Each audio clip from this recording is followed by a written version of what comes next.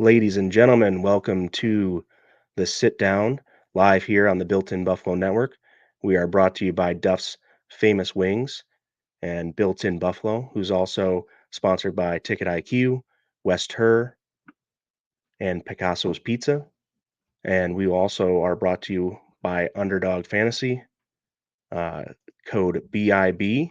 If you deposit at least $10, you'll have a deposit match up to $100. So go log on to Underdog Fantasy, one of the best daily fantasy apps out there.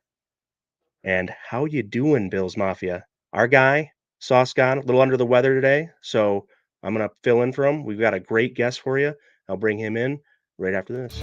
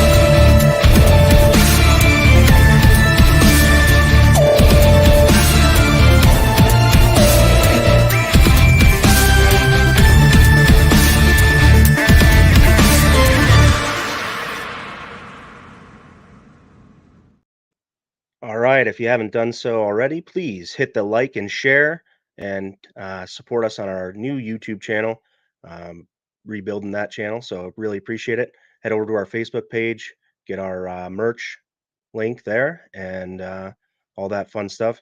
And check out the Built-in Buffalo website. Got a lot of great blog writers out there and check them out. Without further ado, I'm going to bring in my guest tonight, John Brockway III. Sir, how we doing? Mafia Montage. Great to be with you, my friend. Let's get rolling. I'm ready for prime time. Atta babe. All right, so we're going to stay with a few segments here that we normally do and we've done throughout the season, and we're going to carry that into the off season because it still pertains, and that's bada bing, bada boom. So, John, I'll give you this one first. What's the good things you've seen in the NFL, sports, or from the Bills this week? Well, I'm just going to stick to the sports world in general. I got three things that I like going on this week. Number one, I like that, a lot of talk about officials being held accountable in all sports this week, especially the NFL and the NBA. A lot of talk about maybe some reform with some of the replay system in the NBA. Some missed calls, a lot of missed calls in the championship games last weekend in the NFL. A lot of talk about what maybe can be done going forward and continuing to improve that. So I like that we're trying to progress here and maybe start getting some more calls right, especially in big games. With the basketball thing, even today with the Volunteers against Auburn, a lot of controversy at the end of that game. There was a 3-point shot, and it looked like the defender didn't let the guy land, and they called the same foul on Auburn earlier when they didn't let the Tennessee 3-point shooter land, and that was a big no call. So I definitely agree. It's good to start those conversations. What was number two for you? Number two, bye Brady. Congratulations on the great career for the guy, but enough's enough. We've been dealing with it for 23 years, 27 years. If you think about him going back to college, playing at Michigan, I'm glad that he's finally done. We can kind of move on with our lives there. For those that don't know, you can't necessarily tell, I'm wearing a primetime Deion Sanders 49ers jersey. I'm actually a 49ers fan, and a lot of talk with Brady this week was comparing him to Joe Montana and whether Brady is actually the greatest of all time or whether Montana is, especially when comparing their appearances in the Super Bowls. I said Joe Montana. So who is better? Well, of course, I'm going to say Montana. It's so hard. It's so hard to say. It's like the Jordan LeBron comparison, where Michael Jordan, they say, well, he's 6-0 in finals, and LeBron James is 4-6, but he's been to 10. Well, Tom Brady lost 3 Super Bowls. Joe Montana never lost a Super Bowl, but Brady went to 10. Montana only went to 4. But Montana never had a turnover in a Super Bowl either. So, I'm always going to be biased towards Joe Montana, but it probably is Tom Brady number 1. Yeah, I'm going to go on both sides of that with the historical guys, Montana and Jordan. But that's probably a discussion for another time. Yeah, you tell him Gage knows what's up here. Jordan's better, he knows. So, all right. And do you have a third one for us? Did you get all 3 in yet, or do you still have one more? I do have one more, just a quick one. Going over with the ladies, I really enjoyed the WNBA getting some spotlight this week and some big movement there with Breanna Stewart. Yeah, Breanna Stewart coming to the New York Liberty, Candace Parker leaving the Chicago Sky for the Las Vegas Aces. I thought that was really, really nice that they were getting some great national coverage and that they're getting a little bit higher contracts. And, there's not that many teams in the WNBA. There used to be, they tried, when it first started, they tried to have one WNBA team for every NBA city. That just wasn't feasible, monetarily. So they're trying to start maybe building some super teams. And I think that's what you need in the WNBA to maybe draw some more interest. Sure. Yeah. Yeah. I love that. Hear that news. Breanna Stewart obviously played her high school ball right in Syracuse area. And so been following her career. She did obviously shun Syracuse University to go to UConn and then go on to so far having a great career. So yeah, great to see Breanna come home to New York and be with the Liberty, kind of her home state team. And I look forward to now watching some more Liberty games. So cousin Eddie here, Gage, wants to know if there's 24 WNBA teams. I'm not really sure, but I think there's only 12 now. Okay, so there you go. So the good things that I saw this week, as I was cooped up in a juice plant all week at a Welch's factory, but I really liked. Let's see. I really liked that the All-Star games this week for hockey and The NFL. Pro Bowl. Yeah, excuse me. Are doing a little bit. The Pro Bowl for the NFL specifically is going to give you a lot more skills challenges now, and then they're going to have the flag football game tomorrow, I believe, and whatnot. And Right. it's cool. You're seeing Jordan Poyer for obviously the Bills Pro Bowler, and one of the guys that actually deserved it because the Bills had a lot of Pro Bowlers there that aren't necessarily my first choice on the team for that position, let alone for the league. So a guy like Roger Saffold we're talking about, right? So, but good to see these guys getting loose, enjoying each other's company. You see kind of the brotherhood that these guys have, and then in the NHL the same. They had the hardest shot competition last night, and Rasmus Dahlin from the Sabres got second in that with like 102.3, and the winner was at like 103.2. So really cool. I just enjoy watching, athletes be freak athletes and do. I saw Justin Jefferson got a ball thrown to him off the Eiffel Tower there and caught it, and then just the way these guys come up with the creative things and get through some of these skills competitions. I think that's just really cool. It's really fun to see a lot of these guys, having fun with their gifts and their talents that they have, and kind of cluing us in on a little extra and whatnot. So. Yeah, and to go along with that, Pat Surtain, the second, caught the Denver Broncos, caught a ball while riding a zip line, caught a pass from Matt Leinart. Actually, I bet on that zip line in Las Vegas. It's pretty cool. That's nice. Yeah, it goes kind of right down the streets. It's quite long. You lay on your stomach. It was very cool. He actually had to do it twice. I wondered how many times he was going to have to do it in a row if Leinart couldn't complete the pass. Right. And to go with the Bills, they had a lot of fun with the water balloon toss. And some of the offensive linemen were playing together. I believe it was Saffold and Deion Dawkins. Deion Dawkins took a water balloon right to the face. So, oh man, yeah, they definitely were having a good time. Yeah, that's awesome. And the last thing I'm going to say is that I did receive my DeMar Hamlin jersey in the mail, so I'm really pumped. I've been wearing it all day. but I was getting a little bit hot, so I just go to my trusted BIB merch, which you can find at our merch shop in our Facebook profile for the link to that. So that was the good, the bada bing, bada boom for this week. And next, we want to talk about some things that maybe weren't so glorious or so good to see, and that's the forget about it segment here. And I hope I don't steal yours, but it's something we talked about earlier, and arguments in the NBA and things are happening at a greater rate, and you'll expound upon that after, it looks like, based upon your reaction to me saying that. So the one thing that we kind of talked about last week too is the lack of defensemen in the NHL All-Star game. So with that happening this weekend, just kind of reiterating, like, there's no way Rasmus Dahlin isn't an All-Star. He's the second best and going to compete for being the best overall defenseman in the league.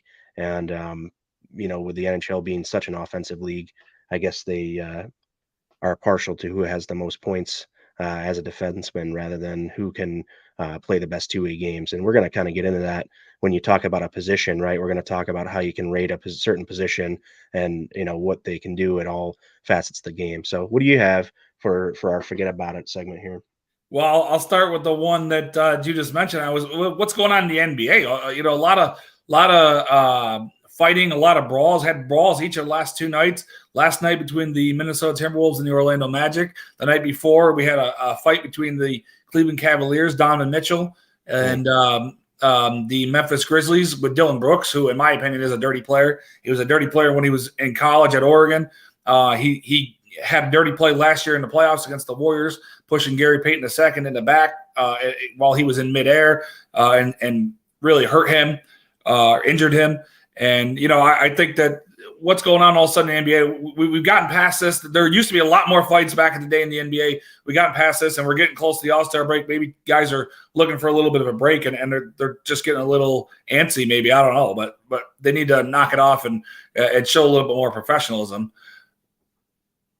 Number two, to talk about what kind of the opposite of what I started with in the first part about how I'm glad that officials in the sports are being held accountable. It's that they have to be held accountable and all the missed calls. I don't understand what's going on. We had a play at the end of a Pelicans-Pacers game the other night where the player for the Pelicans was called out of bounds on a steal at the end of the game with 6 seconds left, but they had successfully used their one challenge earlier in the game, and were not awarded a second challenge. That's not the rule in the NBA. And they ended up losing 3 seconds on the clock and should have had the ball and had a chance to win the game. And instead, that's not what happened. And the deterioration of officiating in these leagues lately has just really hurt the product on the court and on the field, in my opinion. And lastly, to stick with the NBA, the things that I don't like this week, Kyrie Irving, man, I'm done with this guy. I am so done with this guy. It seems like every time something's going well, he has to, butt his nose in there. And now he's demanding a trade again from the Brooklyn Nets. This guy's got to be the worst teammate in the history of sports. Yeah, I would agree. I'm not a huge fan, but, to each their own. So that's your Forget About It segment. I don't like to spend too much time there because I'm a positive guy. I live on the positivity. So don't need your negativity bringing me down, sir. We're going to go on now and talk about the game coming up next Sunday against the Chiefs and Eagles. So both 1 seeds heading through the playoffs right into the Super Bowl. And just get a little bit of your take on the matchup there, the two quarterbacks, and how you see Mahomes' mobility this coming week, and if you think that'll affect the overall game between Hurts and Mahomes there. Yeah, I think the time off is going to be good for both teams. The Chiefs lost a lot of players in that AFC Championship game, especially a wide receiver. Kadarius Toney went down again. What else is new? Juju Smith-Schuster went down in that game. Mecole Hardman went down, though Andy Reid said sounds like he's not going to be ready for the game. But sounds like the other guys are. Mahomes, obviously, with the ankle issue. Jalen Hurts has got a shoulder issue. So I think the rest is going to be good for both teams. I expect a high-scoring game. I expect both teams to be able to move the ball up and down the field, and I think it'll come down to maybe one or two bad penalties or a turnover, as it often does in the NFL. Yeah, we got Joseph Pratt coming in here, and somebody actually agrees with you in this world. So just so you know, I wanted to point that out to you and give you props for that one. Yeah, I really like that. I think that this was kind of the argument for the Bills going into the playoffs with trying to get that week off to kind of get straight and be able to get everyone fully healthy and just healed mentally, physically, and all that. And obviously, just didn't play out that way. And now we're at the point where it's Chiefs and Eagles, and it's not really worth talking about what could have happened. But just I totally get that the week off is super imperative to these guys because they can do things with like the cryogenics and things like that that just let them heal super quick. And it's kind of interesting the science behind the different guys working behind the scenes and really being able to bring these players back up to speed. And you give them an extra week to do that, and then now they're going to come into this game feeling like superheroes, basically, like they can do anything, probably with that extra week off. So yeah, really glad to see the Eagles. I kind of had with Donovan McNabb coming from Syracuse and my rooting for them, I paid attention to Eagles more than most other teams outside of the Bills. So, cool that Jalen Hurts has a great story going in there and, kind of just fighting for everything he's ever had to earn. And, we know the whole thing at Alabama, right? And Tua coming in Yeah. and that. And so he's definitely had to earn his way. He had to transfer and then prove another, at another school and then come into the NFL and prove it there. And he has, and it's just kind of cool. Like I say, if when you generally appreciation to these athletes that kind of go through and just never give up, keep working, and then they make a name for themselves. So that's a really cool story for me. And then you have the Kelsey brothers, right? So they're playing, and I don't know if this is the first set of brothers that have faced each other, right? Yeah, Because it is. Yeah. so I don't know if the Barber brothers never played with or against each other. I don't know why I thought that, but so yeah, first set of brothers to play against each other in the Super Bowl, which is really cool. I know Jess said, my wife said that someone mentioned the Kelsey's mom should be there as the guest for the coin flip there. Nice, yeah. So that's kind of funny. And so yeah, I mean, I don't have much more to talk about on the Super Bowl. I think it's it's next week, and a lot of people out there. I like this comment. Roy's coming in saying, rooting for the Eagles for the simple fact that we're not rooting for KC anymore, and it's tough. It's tough to really root for KC at all. Even I'm sure that they have guys on there. Pat Mahomes isn't a bad guy, but it's just I'm kind of the attention, especially like Chris Collinsworth, kind of dick riding Mahomes a lot, and I think that it's just kind of ridiculous. So I was just gonna say you're asking the wrong guy to root. Yeah, you're not gonna probably root for the Eagles. You're talking to the guy who's like I said, I'm a 49ers fan. We lost hard to the Eagles, but that game was a train wreck from the beginning. As soon as Brock Purdy went out 3 plays in, you down to Josh Johnson, the quarterback. Then he goes out. You had to put Purdy back in the game, injured, literally couldn't physically throw the ball. Turns out he's got a torn UCL. Man, end up needing Tommy John surgery. It was just a train wreck. So that for all I care, I don't really care who wins the game. Yeah. Well, that kind of brings us into the next segment, though, of outside of the Eagles, and with I know there's been injuries, so it's kind of interesting the landscape of the NFC right now, and I wanted to get your opinion on it. Just this is a Bills podcast and all that, but being towards the off season here and things, I want to talk about a little bit because these are teams we could potentially play in the Super Bowl next year if the Bills were to make it that far, and they're in the top 5 of being favored again next year for their very early odds. And I assume having Josh Allen means they always have kind of a shot to go there, and it's just kind of some things that need to happen to get them over the hump. So that's why I kind of wanted to get into a little bit of your take on the NFC and how outside of the Eagles, each you have the NFC South there. It's just really struggling this year, at least. And what is kind of the outlook there? You kind of had a turnover in the North where the Vikings won the division there, but the Lions kind of were scrappy at the end. So the NFC West was crowded as well, I believe. The Rams kind of fell down hard, and then the other three teams, or no, Arizona, I guess was way out of it too. But they have Kyler there, so how well does he make that NFC West competitive next year? And then Seahawks kind of respectable with a little revitalization of Geno Smith's career, right? So Right. I probably said way more than I needed to on that, but just kind of setting you up and how does that NFC landscape really look from your perspective? Well, it's really interesting because you talk about all the young quarterbacks in the NFL, and most of them are in the AFC. You talk about Allen, you talk about Mahomes, you talk about Burrow, you talk about a lot of these guys, and you wonder what's going on. Okay, well, Tom Brady just retired. He was in the NFC. We don't know what's going on with Aaron Rodgers in Green Bay. Is he going to end up – there's a lot of speculation he may end up with the Jets because Nathaniel Hackett now is the offensive coordinator with the Jets, and he used to be his guy in Green Bay.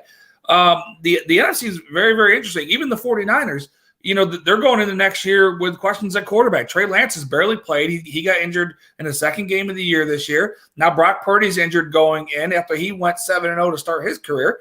So you don't know where the 49ers even sit with a quarterback. The Dallas Cowboys, they're America's team. Yeah, they're America's team that never wins. They haven't even been to a championship game in 27 years. They haven't even been to a championship game, not a Super Bowl, a conference championship game. The Minnesota Vikings, you mentioned them. Everybody kind of thought they were a fraud all year, and as soon as they got to the playoffs, they kind of proved it. They won a lot of close games. They didn't have a great point differential on the year. So the NFC is very wide open. There's other questions. You mentioned Arizona. Kyler Murray got hurt. He may not be ready for the start of the season.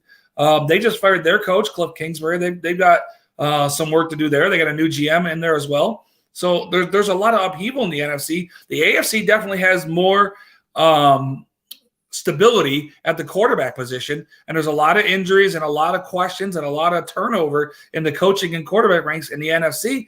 It definitely is wide open. The Eagles could really run away with this for several years, but you got to figure at some point somebody's going to step up. It'll be interesting to see where Derek Carr ends up. He'll be leaving the Raiders. Maybe he ends up in like Washington. We'll see if the Giants could keep their guys like Daniel Jones and Saquon Barkley, some of their defensive guys like Dexter Lawrence. So there's definitely some room in the NFC for somebody to make a move. I'd be remiss if I couldn't mention the Carolina Panthers and Frank Reich being the Bills' former backup quarterback. And so he brings an interesting dynamic, and I don't know what they're going to do between Baker and Sam. Is it Sam Darnold there? Or who right, yeah. I don't know if they're on, rostered for next year or not, but I guess it's kind of interesting to see, Carolina, and then some of these teams are going to get to draft a quarterback this year, right? And you have Atlanta down there where Ritter's going to, is Ritter down there, right? So right, then, Desmond Ritter, yeah. The other guy is Matt Corral, right, who was drafted this year but got hurt. He's in Carolina. Yeah, he's in Carolina. He's in Carolina. Okay, so they did. So that's where I wanted to go with that is. So I have him on my dynasty team, and I had to stash him away on the IR. So so it's just interesting to see the NFC being so wide open. You kind of have that one clear favorite. You kind of had the Giants even making a little bit of a leap this year from really obscurity to now, being what you would think is a formidable contender if Daniel Jones can sustain, his play, and then they can re-sign some guys with like Saquon and things. And from the Buffalo standpoint, you obviously root for a guy like Brian Dable, right? And I don't know how many years that's going to go on. I kind of still feel like I'd maybe pull for him here and there, but I definitely felt stronger about it this season being the first season removed from Buffalo, and then I think it's going to probably fade into just like, he was our guy for a little bit, and now he's not. So, I was gonna say Dable with Daniel Jones. Dable worked some magic with Daniel Jones this year. You just wonder what Daniel Jones' ceiling is. You wonder how far he can actually, improve even upon what he did this year. But the Giants are probably going to have to pay him to find out, and probably more than they want to pay him. For sure. Yeah. Good points. So, staying in the NFC just for another moment here before we turn it over to exclusive Bills content and some other topics. I just wanted to get your reaction to this. Is one of the things we were talking about the trade deadline is the Bills really could have used a guy like Christian McCaffrey and to make a big splash in the midseason trade deadline. And I don't know, did you expect to be a player in that game? And did you really, did you think that, yeah, we're going to go make a big splash move like this mid-season? How did you see that play out? I did not expect it.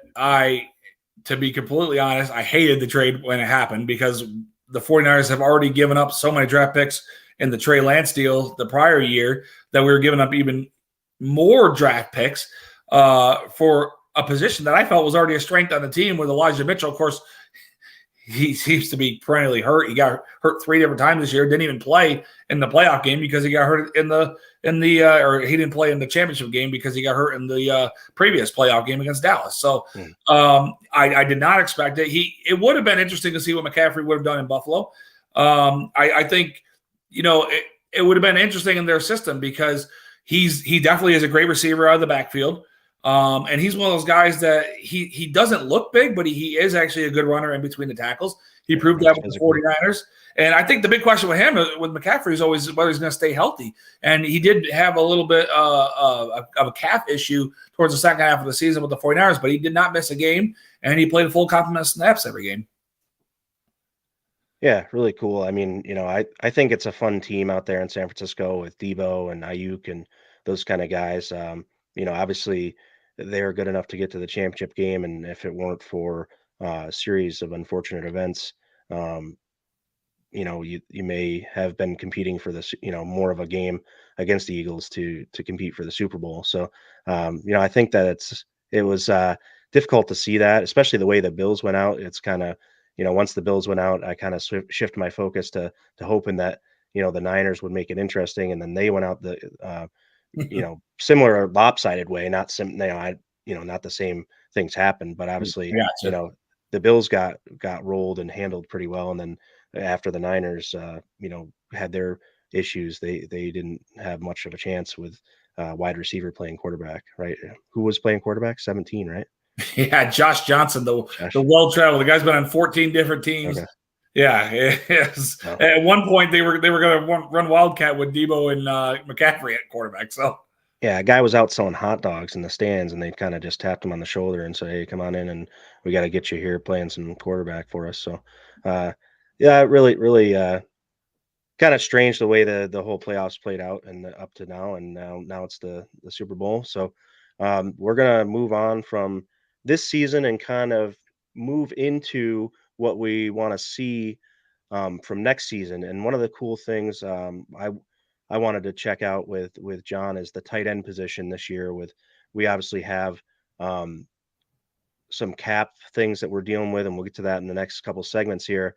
But Dawson Knox did get paid, and from the cap hit standpoint, he is going to have a pretty substantial cap hit with that deal he has.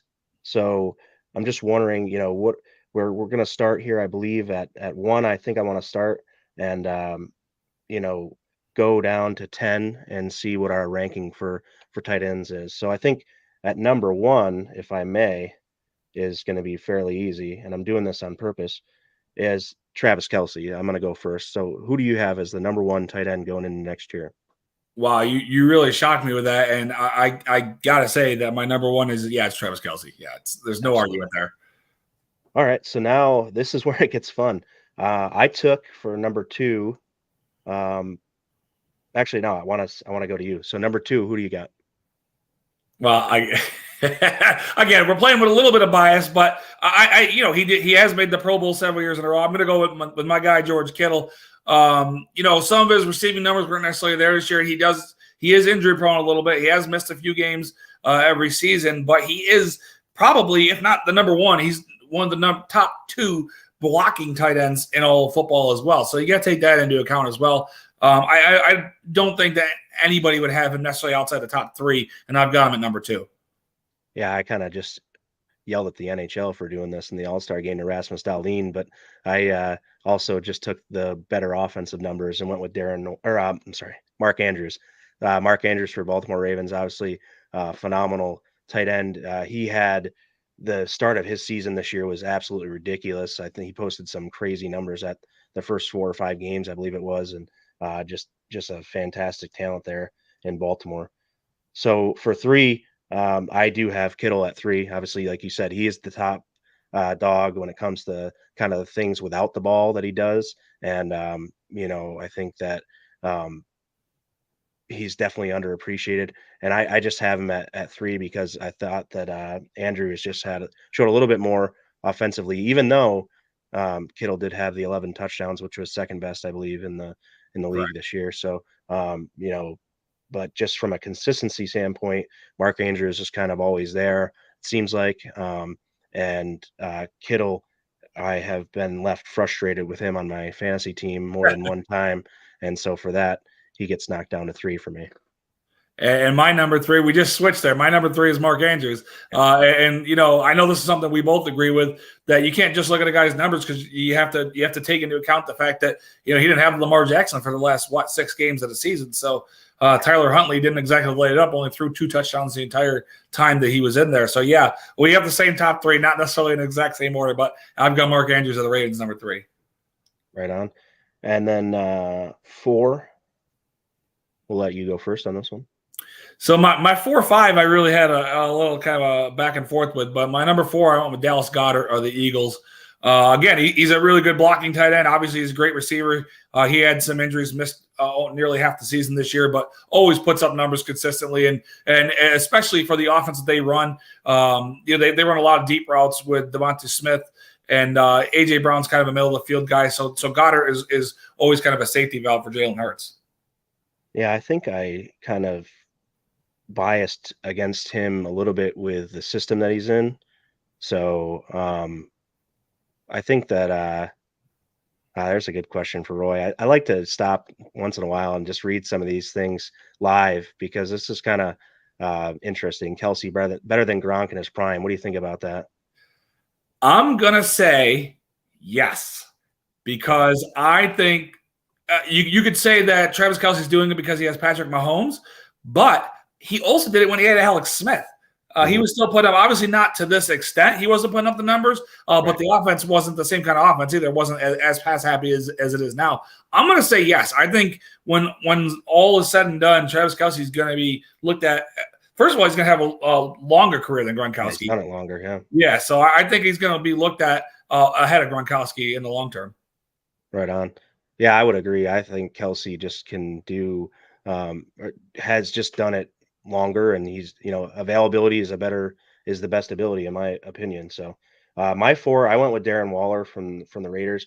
I really like this guy. I think it was a shame that he had to kind of get stuck with the Raiders, and I'm just not sure what they're doing there. So just wasn't a good situation for him, but I think as a tight end he's up there and deserves to be in the top 5 for me.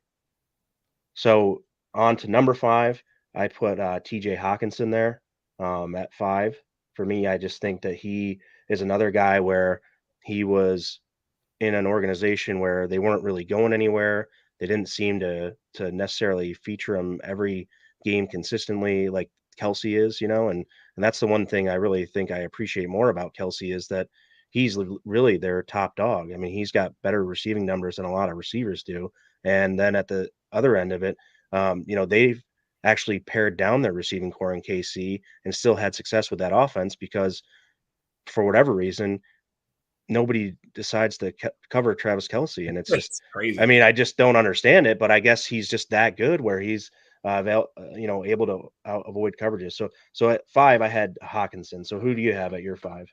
I also have a TJ Hawkinson at number 5. A lot of the same things you just said. He put up some big games when he was in Detroit. That was probably the most shocking trade of the in-season trades this year, was that Detroit traded him, and not only traded him, but to a division opponent in Minnesota. And he just tore it up when he got to Minnesota.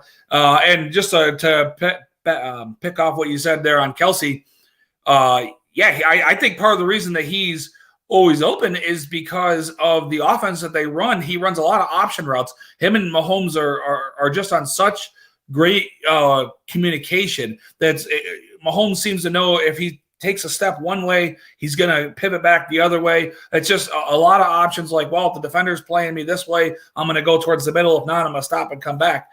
So I think that's where Kelsey has an advantage. He's definitely more athletic than Gronk too, by the way. I want to add that in there. But yeah, number 5, TJ Hawkinson, just continued to put up big numbers game after game when he came over to Minnesota. Yeah. And then 6, I think it's your turn to start here. Yep, and go with the guy you already mentioned. I've got Darren Waller. The Raiders missed a lot of time this year, but again, when he's in there and he's healthy, he tends to put up big numbers. Not a big touchdown scorer in his career, so that's maybe why I have him down a little bit. And he's not considered as great a blocker either. But yeah, he's definitely a great athlete out there and worthy of being on this list. Right on. All right, and my 6th is Dallas Goedert. You mentioned, he's in a great offense, and he's definitely this year taken even another kind of step forward, in my opinion, and just really improving his game. And he's been just that consistent outlet for whoever the quarterback's been there. I think he, even as a number 2 tight end when he was, there, it was, he was still kind of almost out targeting the starting tight end at times, Ertz there, because he just was that talented. So definitely got him at 6. My number 7 is going to be vastly different. My 7 through 10, I expect to be a little bit different than yours, but I like that we had the top 6 kind of in the same line as each other there, just a little bit different order. So 7 for me is Kyle Pitts of Atlanta. I just think the guy is a freak athlete. I don't know that he's a dominating blocker, but I think he does enough in that part of the game. And then, I think he's been kind of hindered by the quarterback play down in Atlanta. And he's flashed some really good skills, really good athleticism, but not consistent enough because of the system, because of some of the other players that are on the team, not really helping him out. So I think he's more of a product of the situation that, I elevated him because of that more than dropping him because of that. Yeah, and he's a guy I originally had on my list when I first put this together, but when I looked at it a little closer, to me, he just hasn't shown enough yet. He's only been in the league 2 years, and he missed a lot of the season this year. But you're right, quarterback play has been a big detriment to him so far. My number 7, I've got Pat Freiermuth of the Pittsburgh Steelers. I think this guy is just ready to set the league on fire. I think next year we may be talking about him in the top 5. He just seems to make a lot of tough catches. He's a very physical guy, and we know in Pittsburgh they love their tight ends. So I've got Freiermuth coming in number 7. Yeah, I think it's going to be really exciting to watch Freiermuth grow with the young guy there, Kenny Pickett in Pittsburgh. I think that they're going to kind of develop a relationship, and you saw that as the season progressed, and Pittsburgh, started having a little more success at the end of the season because Pickett came in and started picking things up, and but at the end of the year, I think he just got picked off too much, so he just wasn't very good. So he was able to pick it up, but he was hoping they didn't pick it off. Yep. So now we're on number 8. So who you got at number 8 there? Number 8, even though he's a division rival of mine, I have a lot of respect for this guy. I feel like kind of in the same vein as Freiermuth, makes a lot of tough catches. That's Tyler Higbee of the LA Rams. Oh, wow. Okay. He makes a lot of tough catches. He's very reliable on third down. You'd think obviously Cooper Kupp's the number 1 guy there, but he's once they had traded Robert Woods to the Titans, he was a guy that they went to a lot on third down. So I thought that Tyler Higbee, I put him at number 8. Very nice. I had him kind of in my honorable mentions here listed, but at 8 I put Freiermuth because I haven't had him yet there. So yeah. So then we kind of talked about Freiermuth already. So I'm going to move on to number 9. I put number 9 Dalton Schultz from the Cowboys. Just thought that he puts he has a game put together on both, in blocking and receiving enough to where he, just is a reliable tight end. I think maybe if they wanted to utilize him more, they could, and I'm not sure that they do utilize him to the fullest, but I just think that, he's a pretty talented guy and deserves to be in the top 10 tight end list. Yeah, he's another guy. I think he would have put up bigger numbers this year. He missed some time, and obviously Dak missed some time, so maybe he would have put up some bigger numbers this year with that. But again, we're also looking forward. So I think that's a good pick, even though I don't have him in my top 10. He's another guy I had. He's probably 11 for me, actually. My number 9. Here you go, Bills Mafia. I've got Dawson Knox, number 9. I know that there's a lot of complaints about him dropping balls, and I know there's a lot of things that he doesn't do well. But I think for a team that passes the ball so much, he's a reliable guy to get open, and he does. He scores some touchdowns for you guys. He makes some big catches. He makes some tough catches. I specifically remember a play where he got flipped upside down right at the goal line late in the year. I'm trying to remember if it was in the regular season or the first game of the playoffs. He'll make some spectacular plays, and sometimes he does drop the easy ones. But I think he deserves to be in the top 10. Yeah, I agree. And Joe thinks Mike Gesicki deserves some love here. Dude, he's a Dolphin player. I'm not putting any Dolphins players in my top 10 of any list. No, I'm just kidding. But I really struggled here. I think, once you get past 6, it really becomes tough to try to order these guys in there. And so I had Schultz at 9, you had Knox, and then at 10, who do you got there? See, this 10 was I could have put Schultz there. I could have put Kyle Pitts there. I went with a guy who had a great year this year, kind of a one-year wonder, and that's Evan Ingram of the Jacksonville Jaguars. I think they're going to try to re-sign him. They do have some cap space. They talked very openly they want to re-sign him, and I think he has a great future with Trevor Lawrence there. He really came on, especially the second half of the year. He just by far had his best season this year. Yeah, when I started putting my list together, I think I had him at 7, and then as I saw more guys, I kind of kept bumping him down, and he ended up at 12 for me. But at 10, I have Dawson Knox. A lot of the same reasons. I couldn't leave him out of the top 10, being a Bills fan, so he gets the bias pass there too. And I think he has some inconsistencies in catch. He made that wonderful catch for a touchdown where he kind of snagged it with one hand in the postseason there. Then he kind of went back and dropped a little bit almost easier one. So it's a little bit tough. He does get open though. I mean, gosh, he gets open all the time. And if you watch the film, he's open and he's either on the other side of the field and Allen's looking at the left and he's on the right, vice versa, or he's kept in the block because the offensive line's been having trouble. And he does a pretty good job at blocking, in my opinion. So I think that Knox is definitely a guy. He got a contract from the Bills, and I'm looking for him to really, hopefully, be utilized. And I think it's one of the things we talk about with Dorsey and things, and see if if he'll be utilized properly going through the next iteration kind of this offense. So, yeah, that concludes. You gave 10, right? Yep, that was it. Yep. All right, so that concludes our top 10. I had Kelsey, Andrews, Kittle, Waller, Hawkinson, Goddard, Pitts, Freiermuth, Schultz, and Knox. And your top 10 in order were?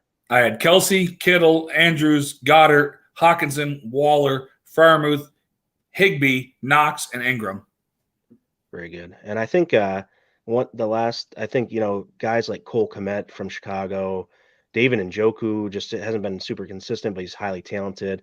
And then one guy to watch out for is Isaiah Likely. I really wish the Bills would have drafted this guy. He's the backup tight end for the Ravens. He scored 3 touchdowns this year and was more of a situational guy, but hell of a talent. And I think, a lot of good young tight ends out in this league. So it'll be interesting to see who emerges as the top 10.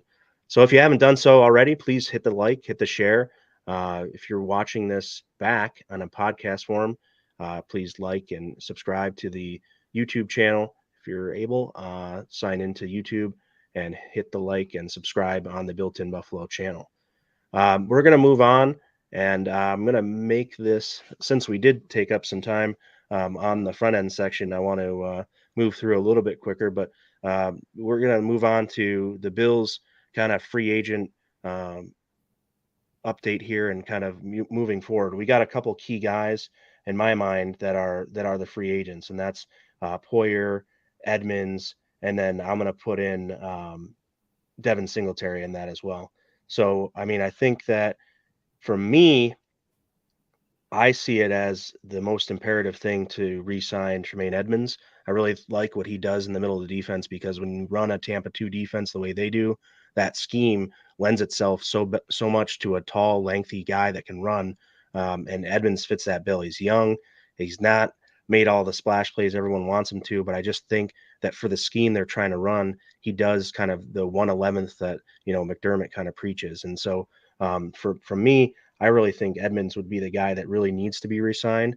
Would love to have Poyer back because he's such a good guy and he really did great things for us, but he is getting older, unfortunately. And so if you just talk about the business side of it, I think that's going to be tough to really give him his worth. And you can't really ask a guy that in that stage of his career really to take much of a discount for you to stay there. Maybe he will if he wants to win and can't get an offer from another contender. But then you have Devin Singletary. He's still pretty young, but I think he's just again he might price himself out of returning to the Bills. You got a guy who is making less than $1 million in a contract this year, and he's going to obviously command 5 to 6 million average salary probably moving forward. So I just don't think that's going to work with the cap situation the Bills are in. So what do you think from kind of an outsider's perspective on the Bills free agents and those key three players, kind of what you see maybe they should do? Yeah, very quick on Poyer. I think you got to remember they negotiated with him last offseason as well. So I'm not sure that they're going to be able to get him at a contract with that the team wants based on their cap situation. So I think it is more likely they go with Tremaine Edmunds.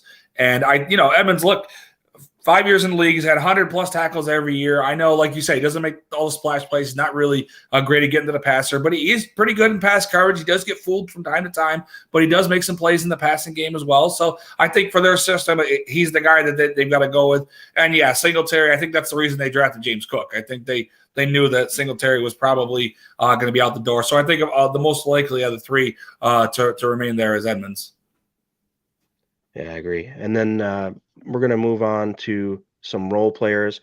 I'm not going to mention all the role players. We have some guys that are going to hopefully come back, and guys like Jordan Phillips, I see, and Shaq Lawson, I really liked. You have Ike Butker that got injured and didn't really get back into the fray with Buffalo. So you don't know what his status is, but I think the Bills situation is going to require them to bring back some of these guys that they like in a certain role, but maybe not.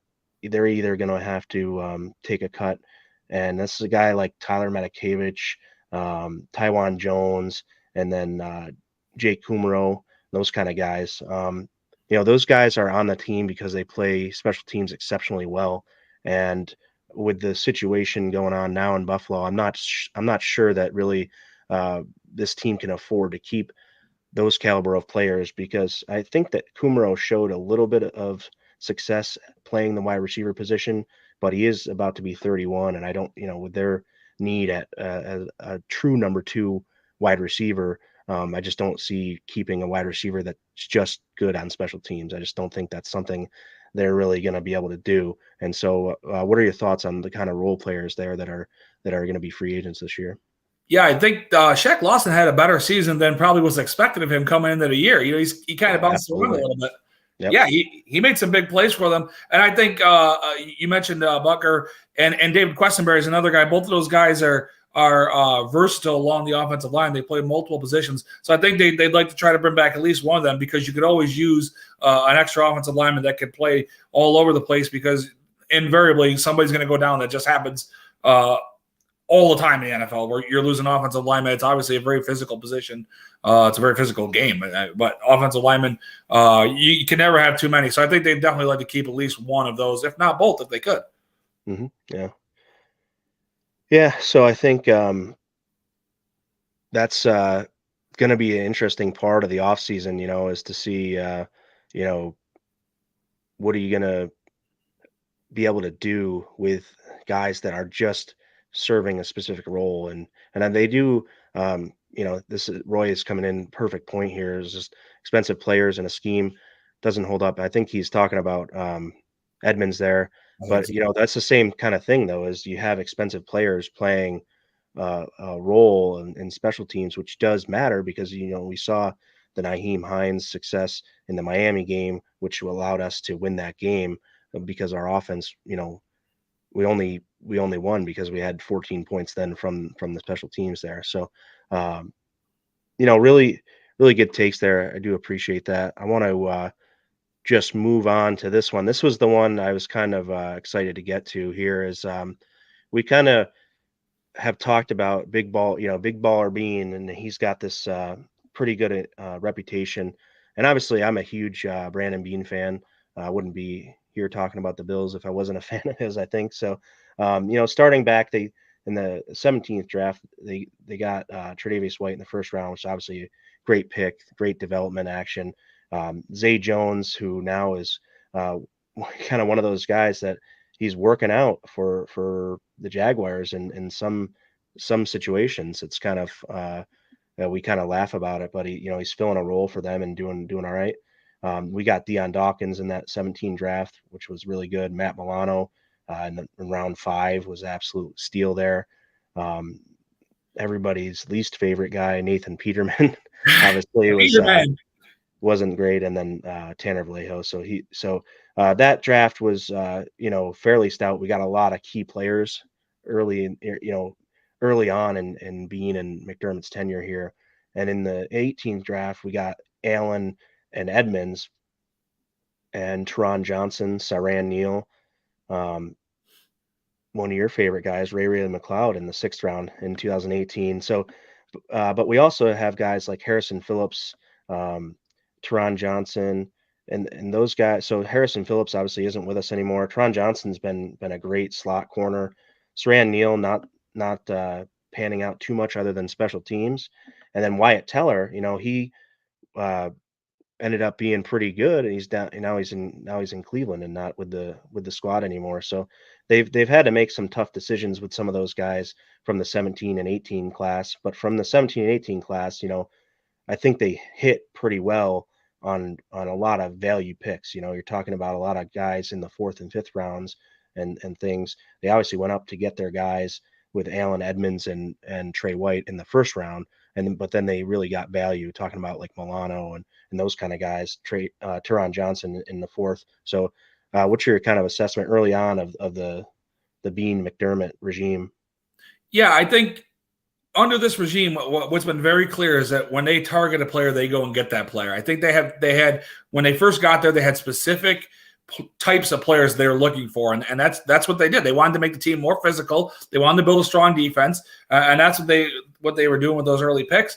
And some of the picks, even more recently, I think they did a good job. I think Gregory Rousseau is a guy who looks like he's going to be coming on. He doubled his sack total from year 1 to year 2. Went from 4 to 8. He's still a very, very young player. He's just going to be 23 in April. So he was very, very young when he came in. I think that was a great pick. They're waiting on Basham to maybe turn into something. He was a 2nd round pick, a late 2nd round pick, but they're waiting for him to do something. Only 4.5 sacks in 2 seasons, only 37 total tackles.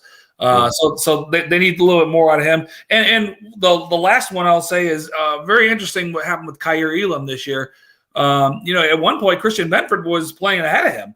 So, yeah. and Benford was a late round pick, and Elam obviously a 1st rounder. So maybe get a little bit more out of him as he continues to progress. Yeah, and Roy, that's right. McDermott's first year, whether it was Whaley or whomever, it was kind of the McDermott start of the regime, and I think that Trey White is more associated with the McDermott and Beane regime, and I get it whether Beane actually drafted him, but it's kind of the similar approach in that year. So in 19, we got Oliver, Cody Ford, Singletary, Knox, Voshan Joseph, who I always loved, Jaquan Johnson, Daryl Johnson, who hung around at the practice squad level and filled some depth roles, and then Tommy Sweeney, who's been hanging around kind of at the tight end roles.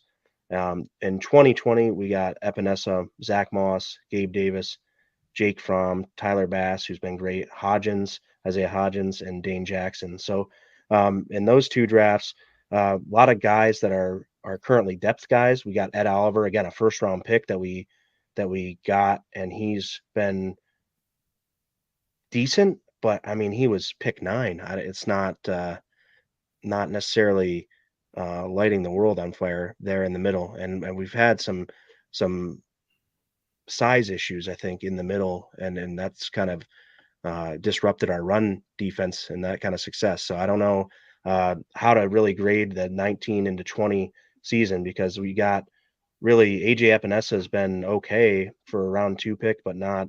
It's just kind of a role player. Gabe Davis, who one of my favorite guys on the team because I've met him and he's just a good guy, is you know had a tough year. We were hoping coming up to be wide receiver 2, and he almost did get 1,000 yards, and I think that would getting a number 2 to having 1,000 yards is not a bad thing, but I think there were some inconsistencies and things that led to maybe not being able to really show the number 2 position and grasp a hold of that. And then everybody's kind of, you have the Zach Mosses. Isaiah Hodgins went to the Giants and kind of succeeded. Zach Moss has gone to Indy and he's not really having a ton of success, so people don't mind. Cody Ford, a round 2 pick that's now not with the team with Arizona, when we're about to basically probably get rid of Devin Singletary from the 19 class. So you're starting to see a little bit of frustration, I think, from Bills Mafia and stuff through those classes. And then into 21, like you were saying, you had Rousseau, who, was a good pick. I just, then you follow that up with the next round and talking about, and then Roy saying, so, Peterman and Fromm, 2 guys they kind of drafted, and they gave up on Fromm pretty quickly. And I don't know what the story was with that, but I think he had some other issues anyway that would have prevented him from being much. And so the 21 class is Rousseau, Basham, Spencer Brown, Tommy Doyle, Marquez Stevenson, DeMar Hamlin, Rashad Wildgoose, and Jack Anderson. So, I mean, really, you have Marquez Stevenson in a late round, and they keep with these late round receivers, and they're coming up and they're hitting on a quarterback, which was great. Tremaine Edmonds in the first, Trey White in the first round. So it looks like they can come up in the first round. They get Rousseau, and then this year getting Kaiir Elam, as you said. So this year was Elam, Cook, Bernard, Khalil Shakir, Matt Ariza, Christian Benford, Luke Tenuta, and Balin Spector. Just from my perspective, it's just kind of, we're not seeing anything from these guys. Wild Goose isn't with the team anymore. DeMar Hamlin had that unfortunate thing, and I think he was kind of coming on. And it's just going to be interesting to see if he ever plays football again. If he could make that full recovery, that'd be great, obviously. But you're not getting much out of Spencer Brown now, a round 3 pick that, we had high hopes to take over that right tackle position this year, and it kind of just didn't happen. And then, with these rookies this year, you have guys like Benford playing over Elam, just kind of a head scratchers. James Cook took a while to kind of get integrated in the offense and really be able to be utilized. And I think towards the end of the season, he proved what he needed to prove to the Mafia, at least, and know that he's going to be a decent player in a lot of our opinions. And I don't know how James Cook looks to an outsider, but I'll get to that in one second. Terrell Bernard in the third is just almost a wasted pick. I mean, he had so many other weapons there that were drafted after Terrell Bernard, and just it's a shame to see because he doesn't seem like he's really going to see the field much. They were playing Terrell Dodson over Bernard, and then they bring in AJ Klein to play when they had injuries, so they didn't really even go to their depth there and their draft picks and those kind of guys. And obviously, unfortunate situation with Matt Ariza gets him cut. So really kind of tumultuous last few years drafting. We don't really have any one guy, and since really 2019 you have Ed Oliver there, but no first round pick in 2020, and then you have Rousseau and Elam, who kind of are still waiting to kind of make their mark on the league. Yeah, a lot of quick things there because you touched on a lot of good stuff. With Ed Oliver, when he was coming out of Houston, there was talk he was going to be the number 1 overall pick at the time. And then, he didn't test as well as people thought he might at the combine. You know how that works. So people thought he was going to be a star. And, I think the fact that when Buffalo went out to sign Von Miller was kind of an indication of some of these guys like Epinesa and Basham and Russo hadn't turned into what they thought right away. So they felt like they needed to go get a Von Miller. And exactly I agree 100% with what you said. Like who's the last star that they drafted? Who's the last top of the line player? Like, oh, this is a can't miss guy that they've drafted. It's been several years now.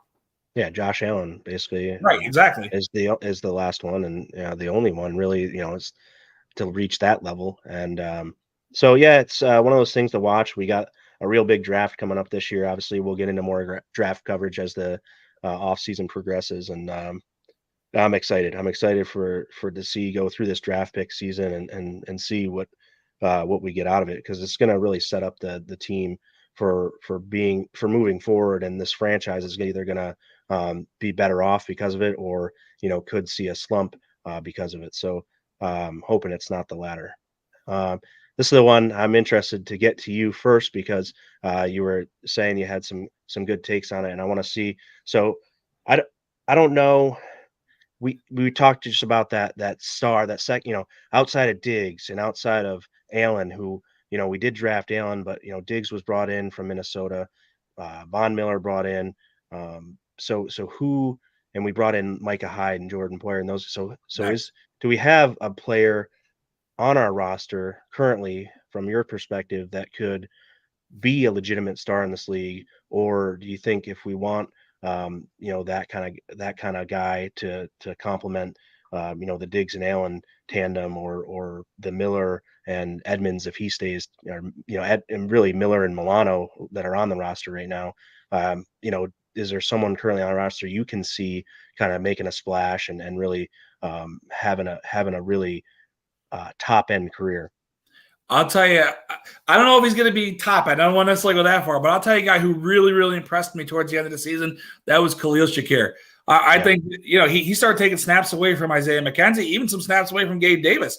I think, you were talking earlier about maybe coming up with a number 2 receiver. Maybe this guy can be it. I don't know that he's necessarily going to be a full-time outside guy. He could be a slot guy. He could be a kind of a mixture guy. That's very popular now in the NFL, especially Justin Jefferson in Minnesota. He's really popularized that. He was a guy that kind of fell in the draft a little bit because they weren't sure what he would do. Obviously, he was still a first-round pick. Shakir was much later. But I think he's definitely got the potential to at least step up. I think he's got great speed. I like his body. I like his fluid motions in and out of his cuts. So I think he's the guy that could really help the team moving forward. You would like his body. Khalil Shakir is an excellent pick. I think he's got the most potential and like really the highest ceiling. I think that's a great insight, because you saw the way he ran routes fairly precisely. I think he really is able to learn from Stephon Diggs, and that's really helping, his early career and development. Yeah, and I think the fluidity with Khalil Shakir coming out of his routes, I mean, I think the biggest thing is, I think we know this, that Shakir's hips don't lie. So, That's right. No. Not babe. And, I think you couldn't ask for a better guy to learn from in route running, obviously, than Stephon Diggs. I think he's one of the most technical route runners in the NFL.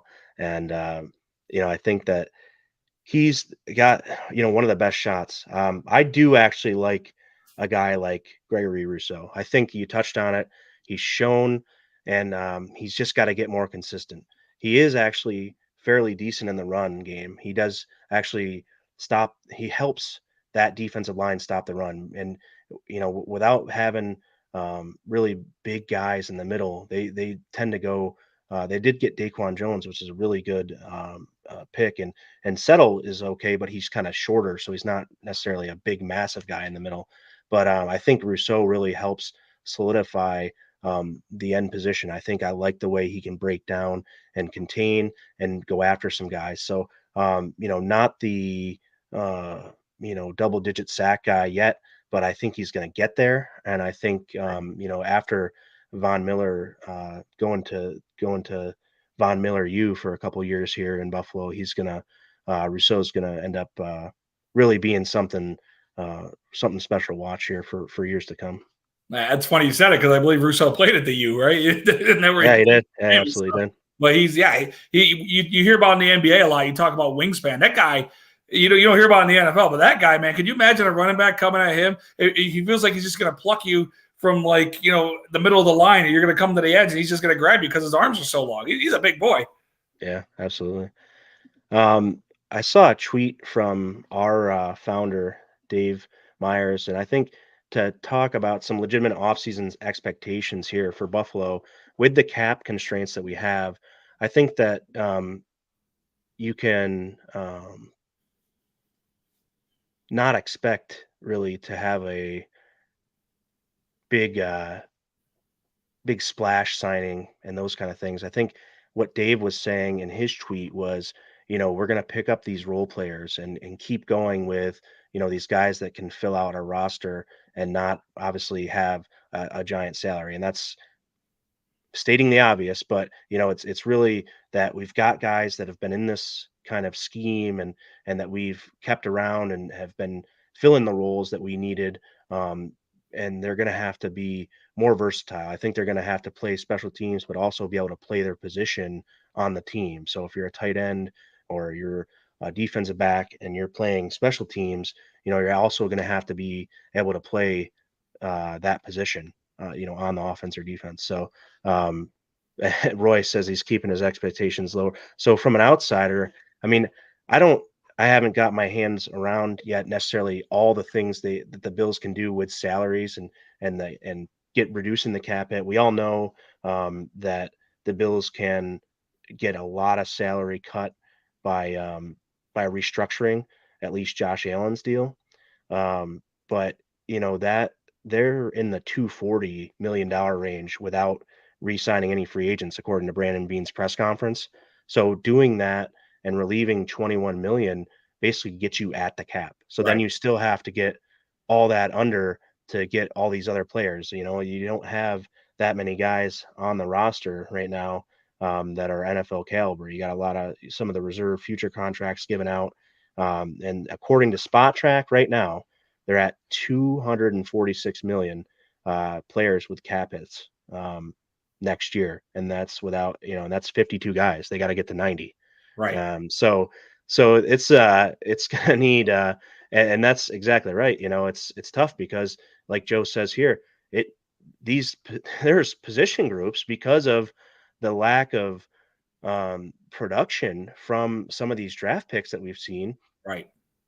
That now these position groups are weaknesses, and it's a little bit frustrating, but at the same time, these guys have gone out and done their thing. They've addressed needs through free agency, and it's going to be tough to address every need through free agency this year, like they've been able to do in the past, because they just have so much less flexibility. So what is your kind of offseason perspective from your point of view on what the Bills might do?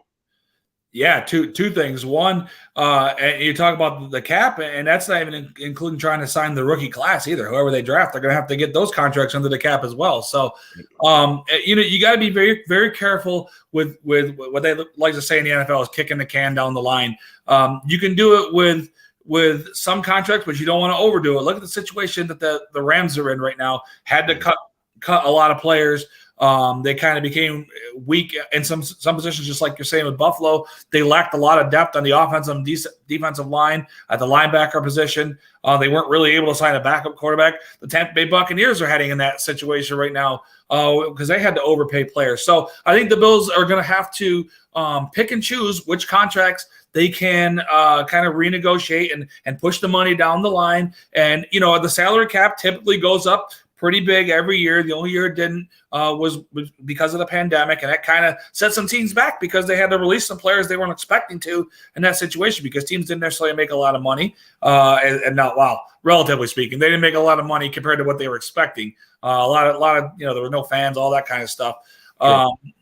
I think they're definitely going to have to look at Josh's contract. He's obviously going to be a guy that's going to be there for a long time, so you don't have to worry about ever having a dead cap hit and releasing them down the line. A lot of their guys at the top, Allen, Diggs, those guys like that, the top 10 or 12 guys, their salary cap hits, I don't think are guys that are going to be leaving the team within the next couple of years. So I think there is an opportunity there for the Bills to renegotiate some of these contracts and help the team get better. And look, they're not far off. As an outsider, you ask me as an outsider, they're not far off. They're you look at the Bills as one of the scariest teams in the league. You know any team that's got Josh Allen at quarterback and Stephon Diggs at wide receiver and some of the other playmakers they have on offense and defense, they're going to be a dangerous team. So, yes, they do need some players to fill in the gaps. And obviously, if they get hit on a player in a draft, would be great. But I definitely think that this is a team that is going to be in the mix every year for the next several years.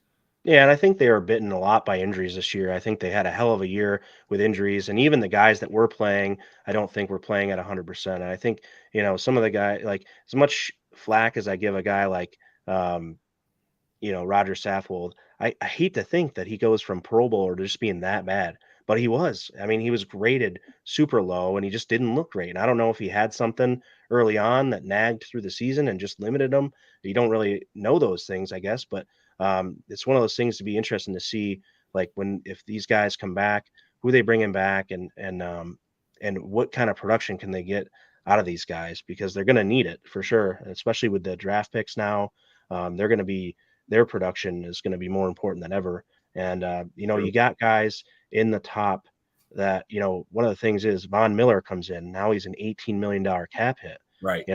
And because your guys that you drafted didn't hit, you've got, those guys sitting there and they're not much. I mean, Epinesa, $1 million, 1.8, Basham, 1.5, and that kind of thing. So it's not terrible, but the matter of fact is, like, it's still 18 million you would have had to not use if any of those guys had been decent, right yet, because it's still second or third year, you still would have been able to keep them on their rookie deal. So you got it. For me, I said it on Twitter earlier, and you can follow me at Mafia Montage. Ed Oliver's a guy making 10.7 this year.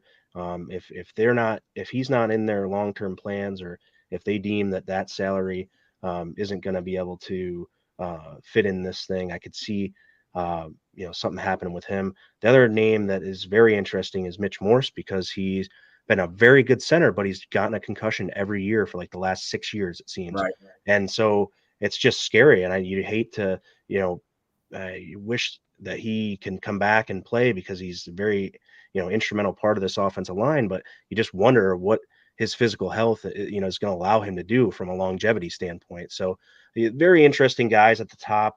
I'm not suggesting they trade Tre'Davious White by any means, but he's a guy that, you could get maybe a good return on. And if you're looking to get multiple players back that are young and can fill some roster holes, you may have to think about doing that kind of thing, where you got a guy coming off an ACL. And if you got a team that really would be interested in him and willing to pay you a couple draft picks for him, and one being a first rounder potentially, I think that you got to really look at that and see if that might set you up better in the future than holding on to him for a guy that's just more sentimental value.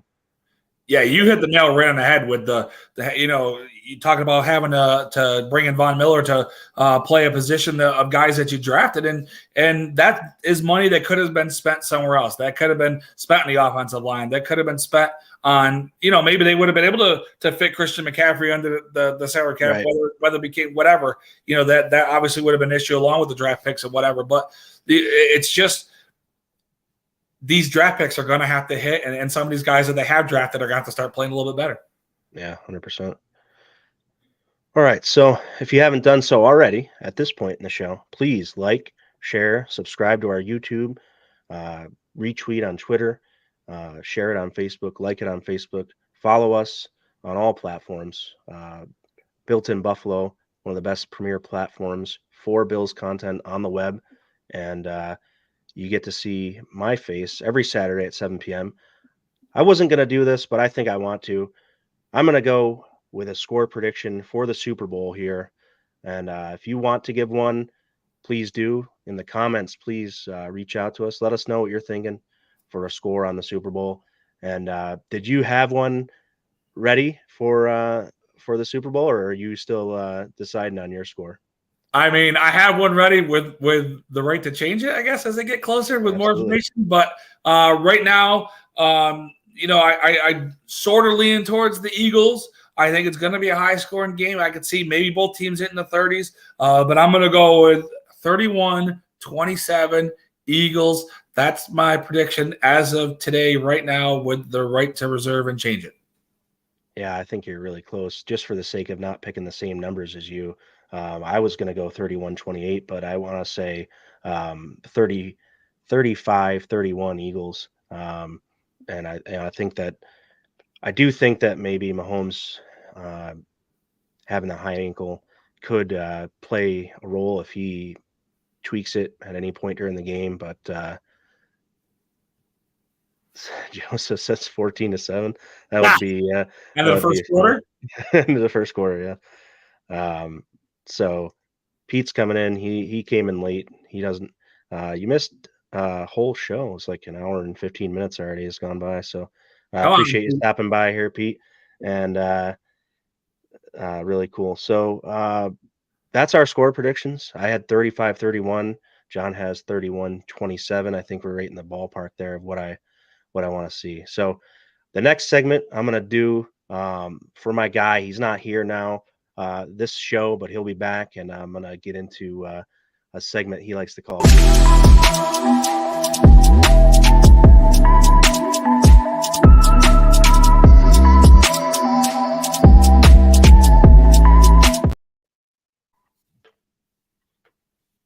All right, this is the Mafia Montage version of Getting Saucy.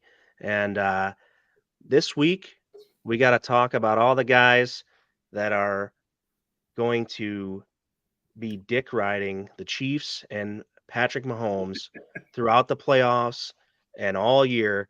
And this is why I predict the Eagles to win, because I don't want to hear it anymore that Mahomes is some sort of miraculous hero because he limped out there and played on the ankle and all that stuff. I mean, Josh Allen's been playing a whole year with a UCL injury and an elbow injury that caused him to change his mechanics, and then ultimately caused him to lose some accuracy, which we saw him miss wide open digs and those kind of throws that typically he was going to always